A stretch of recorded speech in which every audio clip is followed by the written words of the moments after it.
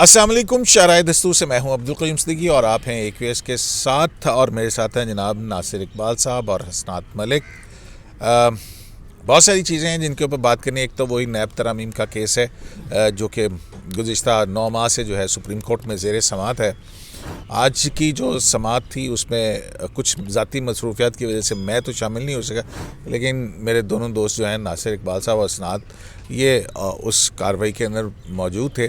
दूसरी तरफ हम देख रहे हैं कि लाहौर हाई कोर्ट ने पाकिस्तान तहरीक इंसाफ के कुछ 43 इस्तीफ़े जो थे, जो स्पीकर ने मंजूर किए थे वो आखिरी लेग के अंदर, उनको के हवाले से जो है वो PTI की फेवर में फ़ैसला दे दिया है। तो इस पर बात करेंगे। तो नासिर साहब जो है, इनसे बात हो रही थी, मैंने पूछा कि आज क्या हुआ, तो बड़े छोटा सा मुंह बसूर के कहते हैं कि यार आज कुछ इतना मज़े की प्रोसीडिंग थी। एकेडमिक थी, मैं ये नहीं कह रहा मज़े की, एकेडमिक थी, बहुत ज़्यादा एकेडमिक। नासिर साहब में इतनी देर से कर करके बोर हो गए हैं नासिर साहब, क्या क्यों बोर हो गए यार? इतना लीगल कॉन्स्टिट्यूशनल पॉइंट्स जो हैं वो हो रहे होते हैं डिस्कस, पूरी दुनिया की नज़रें उसके ऊपर हैं। और आप आज भी सुना, बड़ा जूरिस्प्रूडेंस जो है वो हिंद सिंध का मखदूम अली ख़ान साहब ने जो है बहुत सारे जो फ़ैसले हैं वो उस पर पढ़ाए हैं, सुनाए हैं और अपना वो केस आर्गू कर रहे हैं। और तो और उन्होंने 63A के ऊपर भी जो है ना मीठी मीठी क्लास, मतलब वो क्या हुआ क्या। और फिर दूसरा, वो नैब ने से कल उन्होंने कहा था कि वो मंगवाई थी रिपोर्ट एक, कि प्ली बारगेन की वो रिपोर्ट वगैरह, को नैब ने रिपोर्ट भी दाखिल की है। क्या हुआ क्या है ये सारा कुछ? आज रिपोर्ट जमा कराई है, पर प्ली बारगेन के हवाले से उसमें कुछ भी नहीं है। उसमें बेसिकली ये है कि जो, अच्छा, ये वो पुरानी वाली है जिसमें कहा था कि कितने किसके दौर में कितने केसेस नैब रेफरेंस वापस हुए, लेकिन वो उन्होंने वापस लिए, वो दोबारा जमा कराएंगे, क्योंकि उसमें बेसिकली उन्होंने ये बताया कि ये अमेंडमेंट्स ऑर्डिनेंस के सूरत में आई, बाद में ये एक्ट आया, इतने केसेस बने थे, वो वापस हो गए। बेसिकली ये लिस्ट है और उसमें पॉलिटिशियंस के नाम है। उसमें राजा परवेज़ अशरफ साहब का नाम है, यूसुफ रज़ा गिलानी साहब का नाम है, आसिफ जरदारी साहब का नाम है, इस तरह के बेशुमार हैं।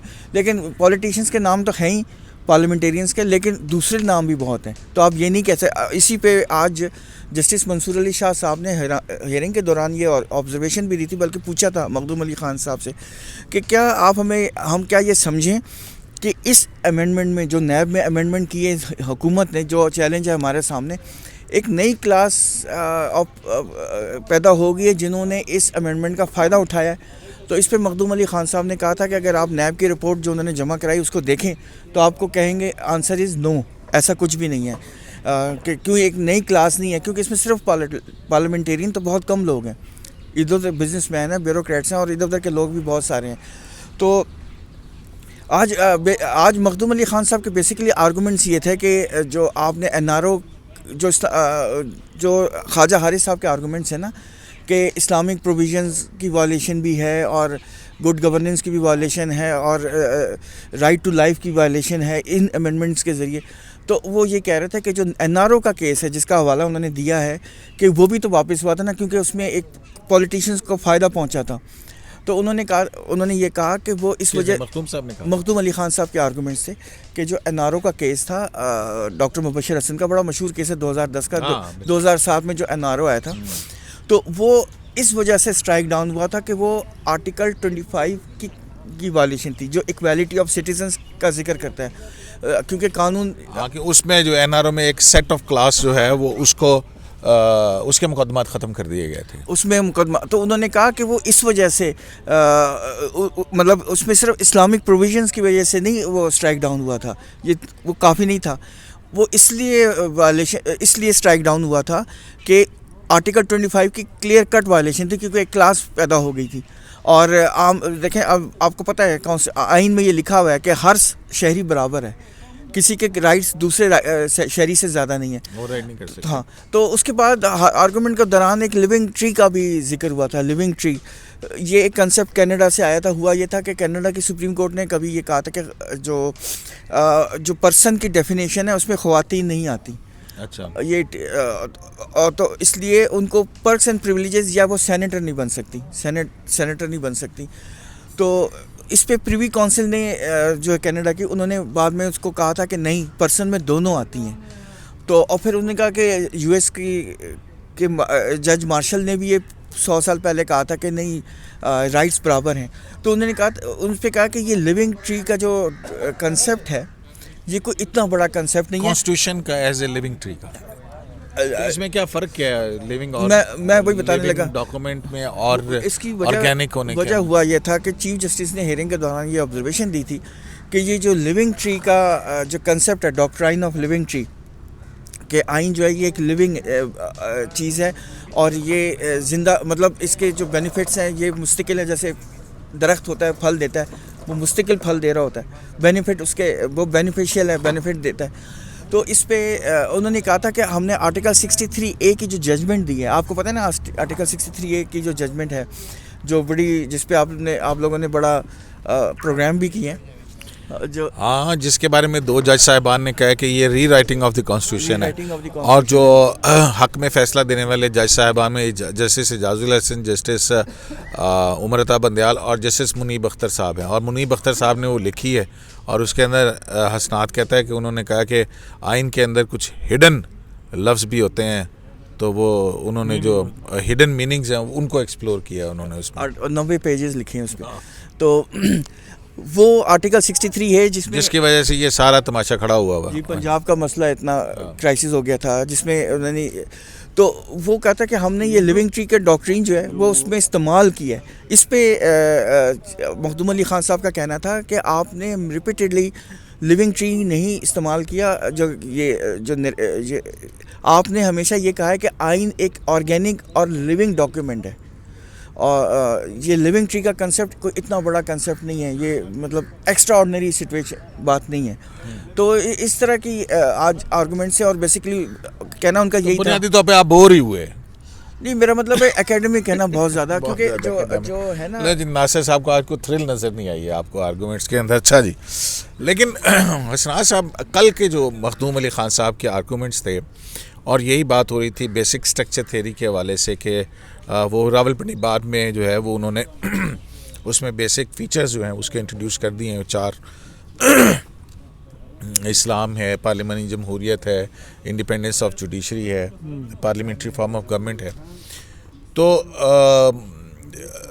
मखदूम अली ख़ान साहब ने कहा था कि जनाब ये जिनको आपने कह रहे हैं, इसी आइन को मार्शल लॉ में हेल्ड इन एबेंस किया गया और आप ही की अदालतों ने फिर इसको जो है वो किया गया। तो आज भी जो है वो मुझे बताया है वन ऑफ दी लॉयर जो वहाँ पे मौजूद थे कि जस्टिस उमर अता बंदयाल साहब जो हैं, उनकी जो ऑब्जर्वेशन थी एज एग्जैक्ट तो नहीं, लेकिन उसका मानी मफहूम जो है वो इस तरह से निकलता था कि इफ्तिखार चौधरी साहब के बाद से होने वाले जो मुख्तलिफ बड़े बड़े अदालती फ़ैसले हैं उसमें इवॉल्व होने वाली जूरिस्प्रूडेंस में अब अदालत का इख्तियार जो है वो आइन से भी बहुत ऊपर चला गया, एक्सपेंड किया है जुरिडिक्शन को। खैर मैं उस वक्त नहीं था जब ये रिमार्क्स आए, लेकिन ये बात तो हकीकत है कि जो जुरिडिक्शन है सुप्रीम कोर्ट की, वो आफ्टर लायर्स मूवमेंट जो जुडिशरी रिस्टोर जुडिशरी, और ये बहुत से जजेस अभी भी जो इस वक्त सुप्रीम कोर्ट में भी हैं, ये हाई कोर्ट के जजेस लगे थे आफ्टर लायर्स मूवमेंट के, तो उसमें जो है इन्होंने एक्सपेंड तो की है जुरिडिक्शन।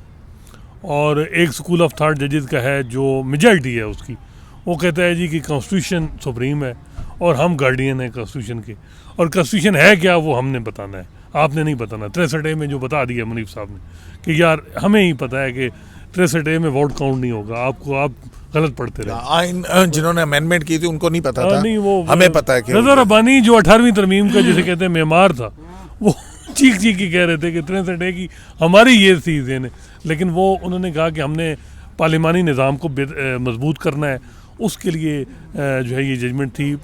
लेकिन माज़रत के साथ कयूम साहब, ये जो सिस्टम है इवाल्व होते हैं, ये जजमेंट से नहीं मजबूत होते। लोगों ने नए रास्ते निकाल दिए। पहले ये होता था ना कि वोट काउंट नहीं होगा, अब ये होगा कि इस्तीफे देंगे लोग, ठीक है, इस्तीफे दे के वो उसी काम हार्स ट्रेडिंग फ्लोर क्रॉसिंग का तरीका निकल आया।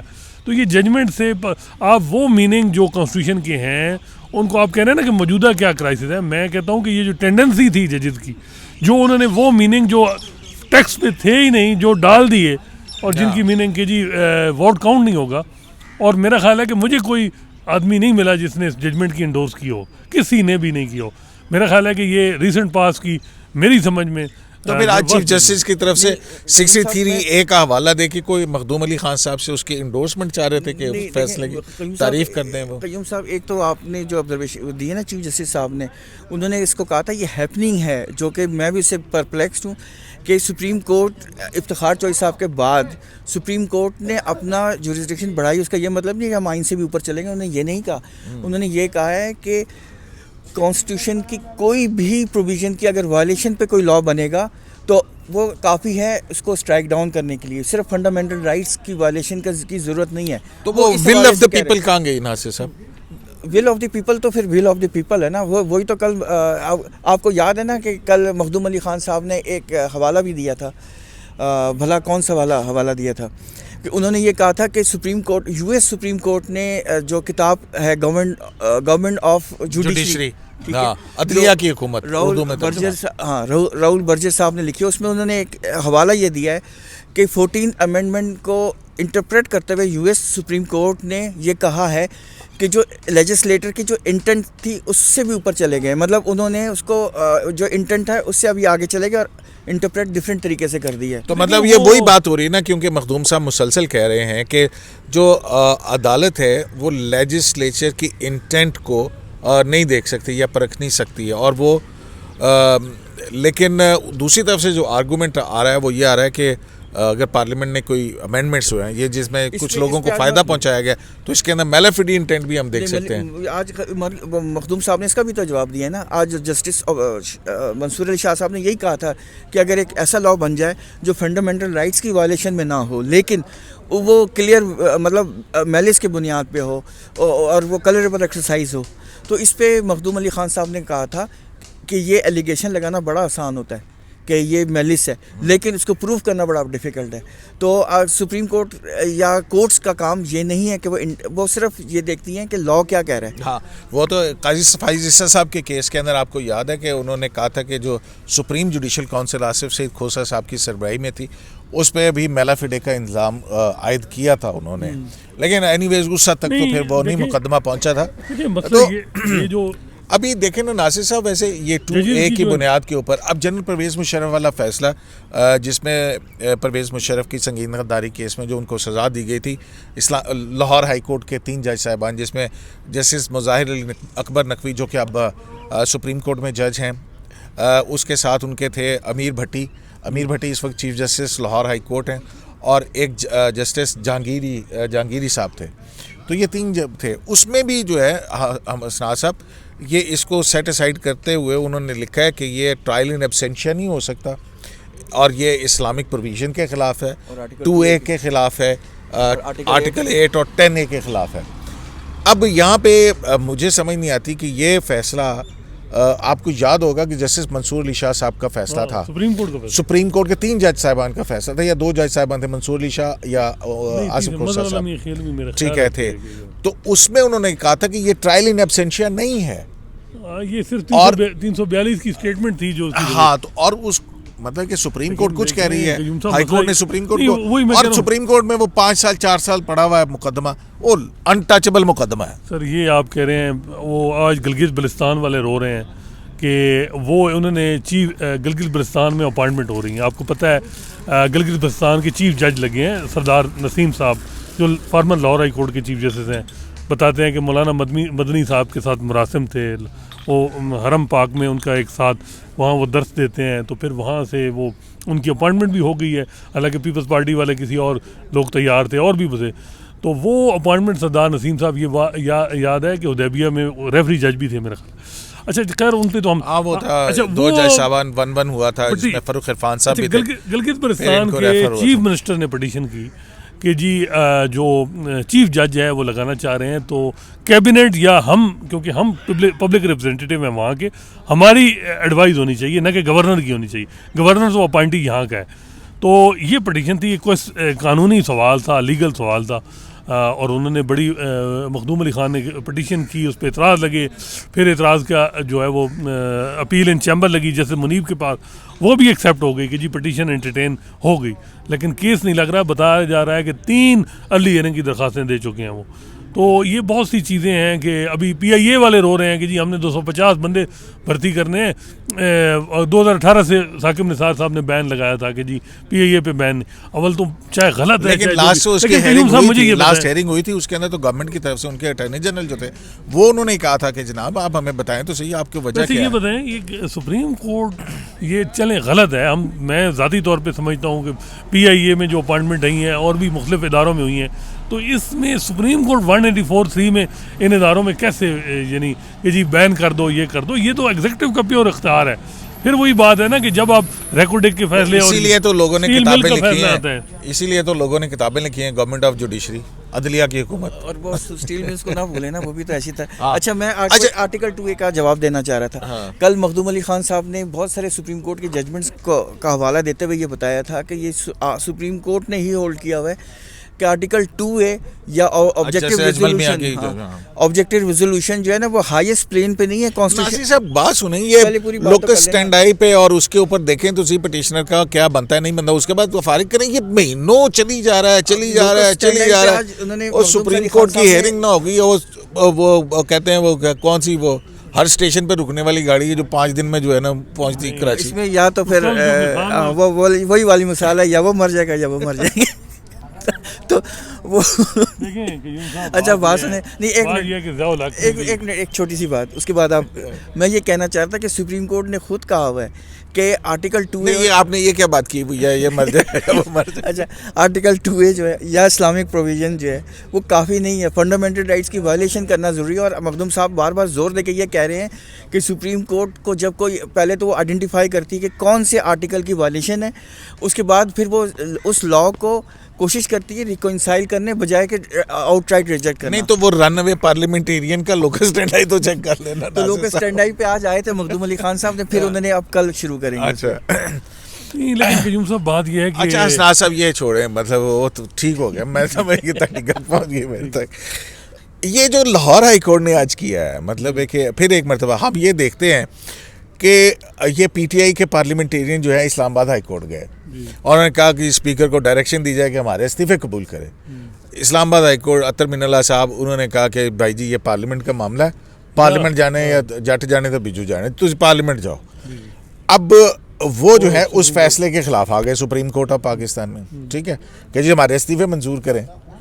आज वहाँ जाके होते जाके हाई कोर्ट क्या है उन्होंने, पता ये कोई नहीं देख रहा कि यार इनसे किसी ने नहीं पूछा कि आपने सुप्रीम कोर्ट में तो अपील दाखिल की हुई है, हाई कोर्ट के अंदर आप नवा फड्डा लेके आ गए। आप ही ने बताया था कि कोई 32 के करीब पिटीशन है लाहौर हाई कोर्ट में PTI करके बैठी हुई है, तो ये किस तरफ जा रहे हैं हम? देखें, ये बात तो है, मैं वही कह रहा हूँ कि इस वक्त बड़ा हाई कोर्ट के लिए भी चैलेंजेस है। इस्लामाबाद हाई कोर्ट के हवाले से डिफरेंट परसेप्शन है।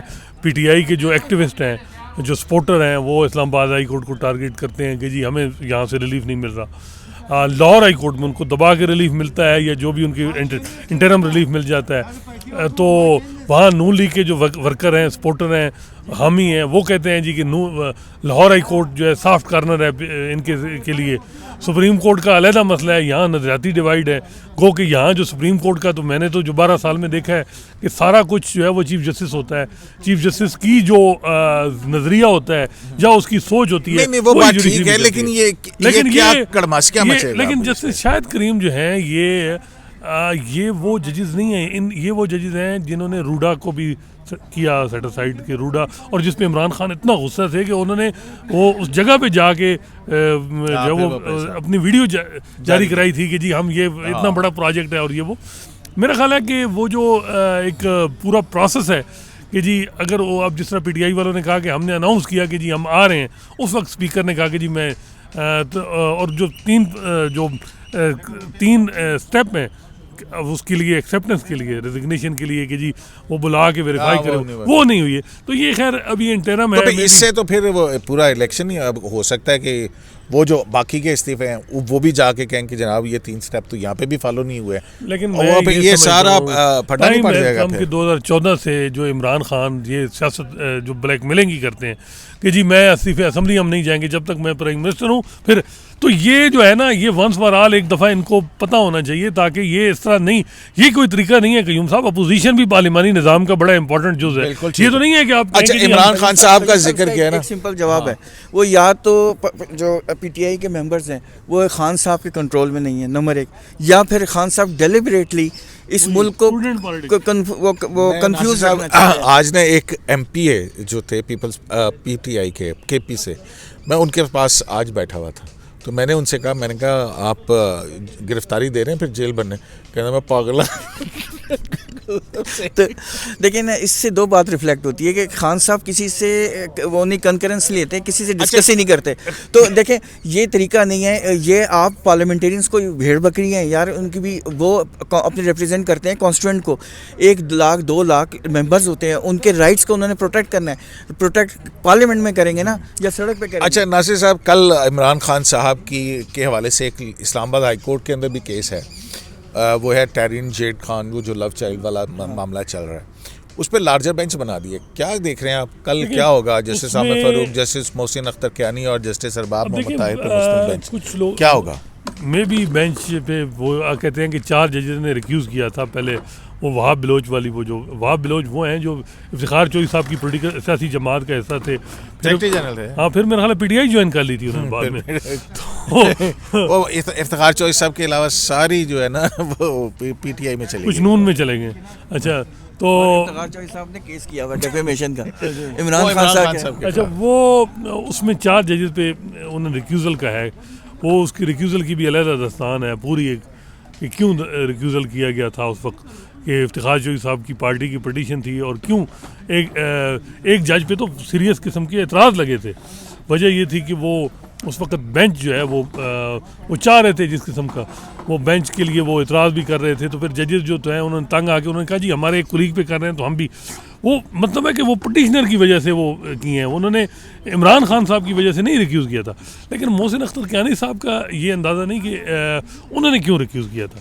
मे बी उन्होंने कोई ट्रिब्यूनल से कोई पटिशन अगर सुनी है तो मे बी फिर आज फिर कल रिक्यूज़ कर सकते। रिक्यूज़ल के चांस हैं टेक्निकल बुनियाद पे, अगर उन्होंने वो पहले मैटर सुना हुआ है।